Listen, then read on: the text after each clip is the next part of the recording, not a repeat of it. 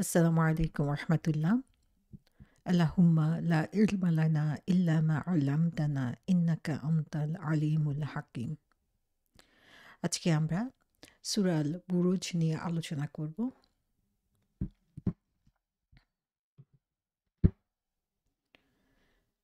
সূরা আল বুরুজ কোরআন মাজিদের 85 নম্বর সূরা। এই সূরাটিতে 22টি আয়াত রয়েছে। নাজিলের দিক থেকে আমরা যদি খেয়াল করি, ম্যাক্সিমাম তাফসীরকারগণের মতে এটি 27 নম্বর সূরা। তার মানে হচ্ছে এটি মাক্কি যুগের একটি সূরা। মক্কি যুগের প্রথম দিকে নাজিলকৃত সূরাদের মধ্যে অন্যতম একটি সূরা হচ্ছে সূরা আল বুরুজ। এই সূরার নামকরণের ক্ষেত্রে আমরা দেখি যে সূরার প্রথম আয়াতের এই বুরুজ শব্দটি থেকে ওয়াসসামা ইযাতিল বুরুজ, সো এই বুরুজ শব্দটি থেকে এই সূরার নামকরণ করা হয়েছে। সে কারণে এই সূরার আরেকটা পরিচয় হলো ওয়াসসামা ইযাতুল বুরুজ, এই নামেও এই সূরাটির নামকরণ করা হয়ে থাকে বা এই নামেও এটাকে পরিচিত করা হয়ে থাকে। নাজিলের সময়কালের দিকে আমরা যদি খেয়াল করি তাহলে আমরা দেখি যে এই সূরাটি নাজিল হয়েছে মক্কি যুগের প্রথম দিকে। মক্কি যুগের যেই সময়ে হচ্ছে মুসলমানদের উপরে নির্যাতন অত্যন্ত চরম পর্যায়ে পৌঁছে গিয়েছিল, ঠিক সেই সময়ে এই সূরাটি নাজিল হয়েছে। খুবই ছোট্ট একটি সূরা এবং এই সূরাটি নাজিলের সময়ে মুসলমানদের উপরে যে নির্যাতন চলছিল সেই সময়ে মুসলমানদেরকে সান্ত্বনা দেওয়ার জন্য এবং তার সাথে সাথে কাফের অবিশ্বাসীরা মুসলমানদের উপরে যে নির্যাতন চালাচ্ছিল তাদেরকে সতর্ক করে দিয়ে তাদের যে চরম পরিণাম তাদের সামনে রয়েছে সে ব্যাপারে স্মরণ করিয়ে দিয়ে আল্লাহ সুবহানাহু ওয়া তাআলা এই সূরাটি নাজিল করেছেন। এবং এখানে আমরা দেখি যে দুইটা জিনিসই রয়েছে। একদিক থেকে মুসলমানদেরকে সান্ত্বনা দেওয়া হয়েছে, আরেক দিক থেকে অবিশ্বাসীদেরকে তাদের যে চরম শাস্তি সামনে রয়েছে সেই ব্যাপারে সতর্ক করে দেওয়া হয়েছে। সো মুসলমানদেরকে বলা হচ্ছে যে তোমরা যদি এই যারা হচ্ছে অবিশ্বাসী রয়েছে, যারা তোমাদের বিরুদ্ধে এই শাস্তি প্রদান করছে, তাদের এগেনস্টে তোমরা যদি ফার্ম এবং স্টেডফাস্ট থাকো তাহলে তোমাদেরকে প্রচুর পরিমাণে পুরস্কার দেওয়া হবে। এবং আল্লাহ সুবহানাহু ওয়া তাআলা আগেও এরকমভাবে পুরস্কৃত করেছেন যারা আল্লাহ সুবহানাহু ওয়া তাআলার পথে অটল ছিল।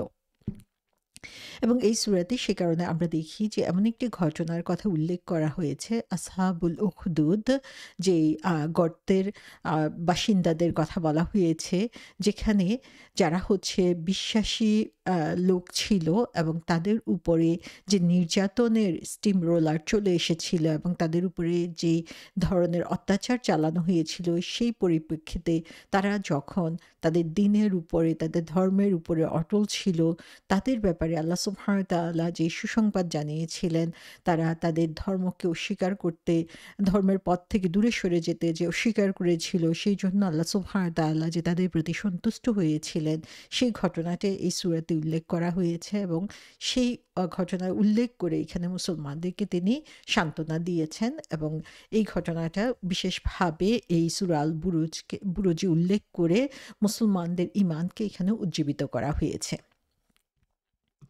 এই সূরার মেইন যে থিম বা মূল বিষয়বস্তুর প্রতি যদি আমরা তাকাই তাহলে দেখব যে জুজাম্মা অর্থাৎ আমপাড়াতে বেশ কয়েকটি সূরার মধ্যে আল্লাহ সুবহানাহু ওয়া তাআলা আকাশের কথা উল্লেখ করেছেন শুরুতে, মাঝখানে এবং মেইন বিষয়বস্তু হিসেবে আমরা দেখি যে আকাশের যে ধ্বংস, সেই ধ্বংসের কথা উল্লেখ করেছেন আল্লাহ সুবহানাহু ওয়া তাআলা। এর আগের যে সূরা ওয়াস-সামাই ওয়াত-তারিক, সূরা তারিকের মধ্যে আমরা দেখি যে সেখানে যে আকাশকে যে ধ্বংস করে দেওয়া হবে এবং এই ব্যাপারে যে কোনো ধরনের সন্দেহ নাই সে কথা আল্লাহ সুবহানাহু ওয়া তাআলা উল্লেখ করেছেন। এবং এই ধ্বংসটা হবে ভবিষ্যতে, সেই ধ্বংসটা হবে কিয়ামতের সময়ে এবং আল্লাহ সুবহানাহু ওয়া তাআলা সেই কথা সেখানে উল্লেখ করেছেন। এবং এই সূরাতে আমরা দেখি যে আল্লাহ সুবহানাহু ওয়া তাআলা আকাশের কথা উল্লেখ করেছেন বর্তমান কালের কথা উল্লেখ করে, এবং এখানে আকাশের বর্তমান যে অবস্থা সেটার প্রতি মানুষের দৃষ্টি আকর্ষণ করছেন আল্লাহ সুবহানাহু ওয়া তাআলা। আমরা দেখি বর্তমান সময়ে আমাদের চারপাশে এত বেশি আলোর আ ঝলমলে রাত অবস্থান করে যে আকাশের দিকে তাকিয়ে আমরা আসলে আকাশের যে সঠিক যে চেহারা সেটা আমরা অনেক সময় দেখতে পাই না।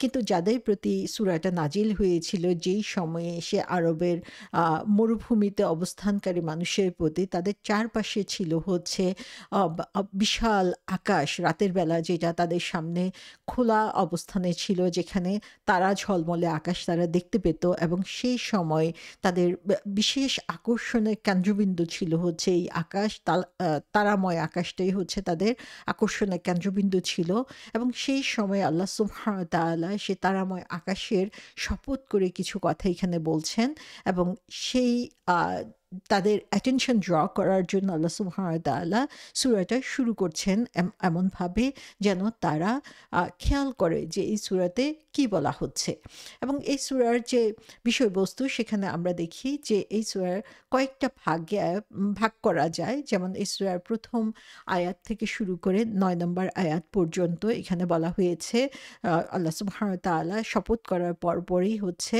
আসহাবুল উখদুদ অথবা হচ্ছে যারা হচ্ছে গর্তের বাসিন্দা তাদের কথা বলা হয়েছে। যেই ঘটনার কথা আমরা পরবর্তীতে বিস্তারিত আলোচনা করব সেই কথা আল্লাহ সুবহানাহু ওয়া তাআলা এখানে উল্লেখ করেছেন।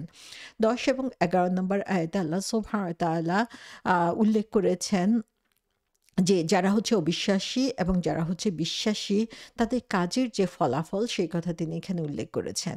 ১২ থেকে ১৬ নম্বর আয়াতে আল্লাহ সুবহানাহু ওয়া তাআলা আম আ আল্লাহ সুবহানাহু ওয়া তাআলা কিছু গুণাবলীর বর্ণনা সেখানে দিয়েছেন। ১৭ থেকে ২০ নম্বর আয়াতে আগের জাতির কিছু উদাহরণ এখানে উল্লেখ করা হয়েছে। ২১ এবং ২২ নম্বর আয়াতে কোরআনের যে গ্রেটনেস বা কোরআনের যে বিশালত্ব সেটার ব্যাপারে এখানে উল্লেখ করা হয়েছে। তো সুবহানাল্লাহ আমরা যদি এই কয়েকটা আয়াতের উপরেই খেয়াল করি তাহলে দেখব যে কিছু জিনিস আল্লাহ সুবহানাহু ওয়া তাআলা যে শুরুতে এবং শেষে কি সুন্দরভাবে সামঞ্জস্যপূর্ণভাবে আলোচনা করেন প্রতিটা সূরাতে, যে সুন্দর একটা মিল বা রিং সাইকেল বলা হয় প্রতিটা সূরাতে, সেটাও আমরা এই সূরার মধ্যে দেখতে পাই।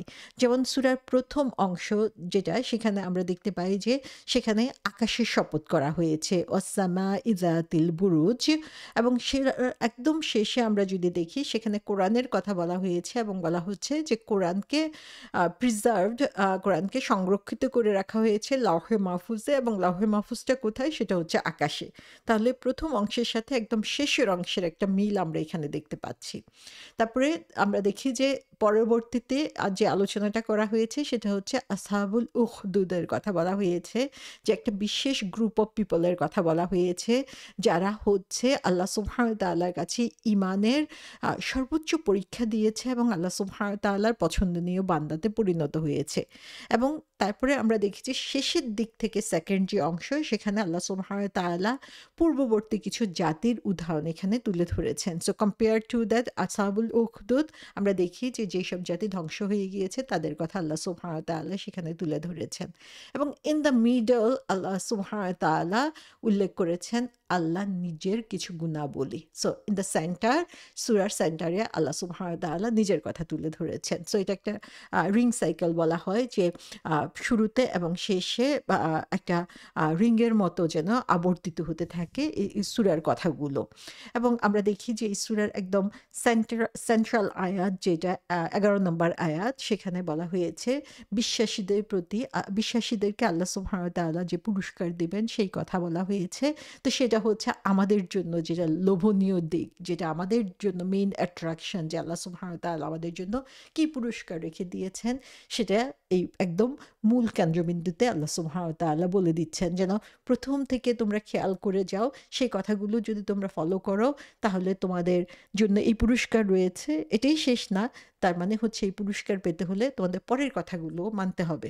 সো ওভারঅল জীবনের শুরু থেকে শেষ পর্যন্ত প্রতিটা মুহূর্তে আমরা যখন আল্লাহ সুবহানাহু ওয়া তাআলার নির্দেশগুলোকে সঠিকভাবে প্রতিনিয়ত পালন করে যাব তাহলে সেন্ট্রালি আল্লাহ সুবহানাহু ওয়া তাআলা বলছেন যে রিওয়ার্ডস ফর আস, যে পুরস্কারগুলো আমাদের জন্য রেখে দিয়েছেন। এবং এটা এমন একটা সূরা যেখানে আল্লাহ সুবহানাহু ওয়া তাআলা সরাসরি কোনো নির্দেশ আমাদেরকে দেন নাই এবং এই সূরাতে আল্লাহ সুবহানাহু ওয়া তাআলা অনেকগুলো গুণাবলীর কথা আল্লাহ উল্লেখ করেছেন। তো এই সূরার মধ্যে আমরা দেখি যে অনেকগুলো লেসন্স, অনেকগুলো শিক্ষা আল্লাহ সুবহানাহু ওয়া তাআলা আমাদেরকে দিয়েছেন। যেমন ১ম এই আমরা দেখি এখানে ঘটনা বর্ণনা বা গল্প বলার মাধ্যমে আল্লাহ সুবহানাহু ওয়া তাআলা আমাদেরকে দেখাচ্ছেন যে আসহাবুল উখদুদ বা এই গর্তওয়ালাদের যে ঘটনা এখানে বলেছেন যে আ যারা হচ্ছে তাদের সাথে আসহাবুল উখদুদের সাথে আ যারা হচ্ছে বেইনসাফি করেছে, তাদেরকে অত্যাচারিত করেছে, সেরকম আ যারা হচ্ছে মক্কাবাসী রাসূল সাল্লাল্লাহু আলাইহি ইসলামের সাথে যারা অন্যায় অবাচার করছে বা তার অনুসারীদের সাথে যারা অন্যায় অবিচার করছে, তাদের জন্য হচ্ছে পানিশমেন্টের ব্যবস্থা রয়েছে। সেকেন্ড যে জিনিসটা আমরা এখানে দেখতে পাচ্ছি যে যারা হচ্ছে বিশ্বাসী, যারা হচ্ছে ঈমানদার, যারা নিজেদের জীবনকে আল্লাহর জন্য উৎসর্গ করেছিল সেই সময়ে, এবং সেজন্য তারা হচ্ছে আম আগুনের মধ্যে, সেই গর্তের আগুনের মধ্যে নিজেদের জীবনকে উৎসর্গ করে দিতেও তারা দ্বিধাবোধ করে নাই, এবং সেজন্য তাদের ঈমান থেকে তারা দূরে সরে যায় নাই। এখন এই সময়ে রাসূল সাল্লাল্লাহু আলাইহি ইসলামের সময়ে আমরা দেখি যে তাদের ঈমান এত দৃঢ় যে তারা তাদের ঈমান থেকে দূরে সরে যায় নাই। সো ঈমানের দৃঢ়তা হচ্ছে এমন জিনিস যে যত কষ্ট বা যত আ দুঃখ কষ্টের মধ্য দিয়েই তাদেরকে যেতে হোক না কেন, যত বিপদ মুসিবতের মধ্য দিয়েই তাদেরকে যেতে হোক না কেন, ঈমান থেকে তারা কখনো দূরে সরে যায় না। যারা হচ্ছে প্রকৃত ঈমানদার, তাদের ঈমানের মজবুতি হচ্ছে এত বেশি। তার যে জিনিসটা সেটা আমরা দেখতে পাই যে আল্লাহ সুবহানাহু ওয়া তাআলা আ দেখছেন, তিনি অবজার্ভ করছেন, ওয়াচ করছেন যে এই ২ টা গ্রুপকে যারা হচ্ছে আম আ উম প্রতিনিয়ত কষ্ট করে যাচ্ছে, যারা হচ্ছে অবিশ্বাসী, আম তারা শুধুমাত্র যে জাহান্নামে যেয়ে তারা শাস্তি পাবে তাই না, বরং তারা তাদের জন্য দুনিয়াতেও শাস্তির ব্যবস্থা রয়েছে। দুনিয়াতেও তাদের জন্য আল্লাহ সুবহানাহু ওয়া তাআলা কোনো না কোনো অশান্তির ব্যবস্থা এখানে করে রেখেছেন। আবার যারা হচ্ছে বিলিভার, তাদের জন্য আল্লাহ সুবহানাহু ওয়া তাআলা আখিরাতে চরম পুরস্কারের ব্যবস্থা তিনি করে রেখেছেন। সো এখানে আমরা দেখি যে আল্লাহ সুবহানাহু ওয়া তাআলা সতর্ক করে দিয়েছেন একদিকে অবিশ্বাসীদেরকে, সাথে, সাথে হচ্ছে বিশ্বাসীদের জন্য সুখবর দিয়ে রেখেছেন এখানে।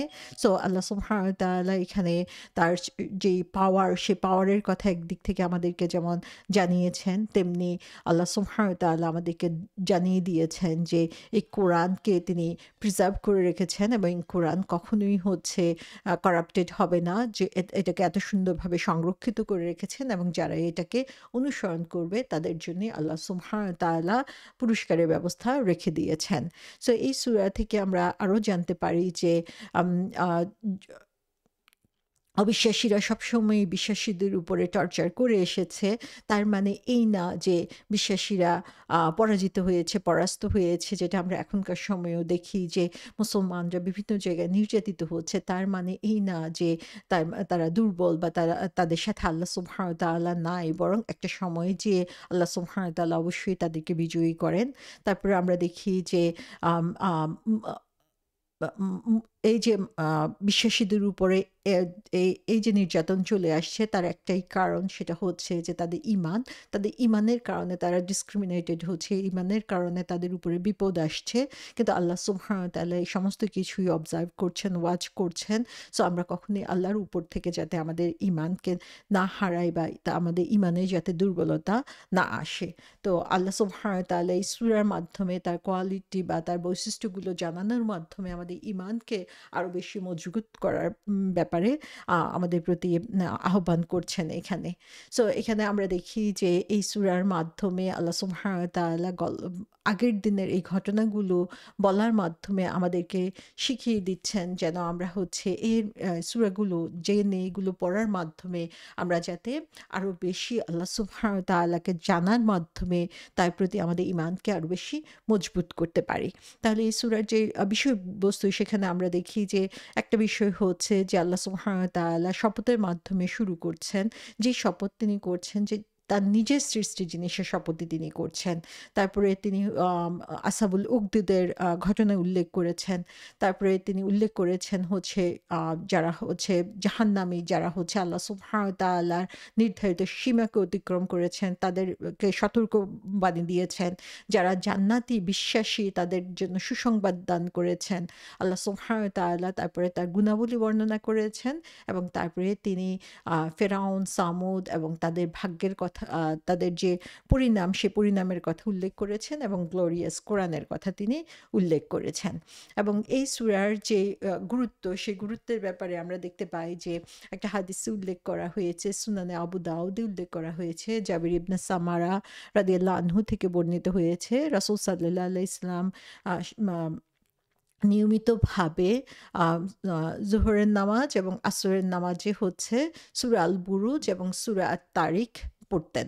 তাহলে আমরা দেখি যে জোহর এবং আসরে এই ২ টা নামাজে রেগুলার তিনি সূরা আল বুরুজ এবং সূরা আত-তারিকের মতো আ আম সূরাগুলো পড়তেন। তার মানে হচ্ছে যে এই সূরাগুলো তার পছন্দনীয় সূরার অন্তর্ভুক্ত ছিল এবং এই ধরনের আ দৈর্ঘ্যের সূরা যে আম এম আম এ সূরা আল বুরুজ যেমন ২২ আয়াতের সূরা, সূরা তারিকের মতো সূরা, যে এরকম লম্বা সূরাগুলো হচ্ছে তিনি জোহর আসরের সূরার জন্য পছন্দ করতেন। সো আমরাও ইনশাআল্লাহ চেষ্টা করব রাসূল সাল্লাল্লাহু আলাইহি ইসলামের সুন্নাহ অনুসরণ করে এই সূরাগুলোকে নিয়মিত পড়ার জন্য, এগুলো শিখে এবং সেগুলোকে ফলো করার জন্য ইনশাআল্লাহ।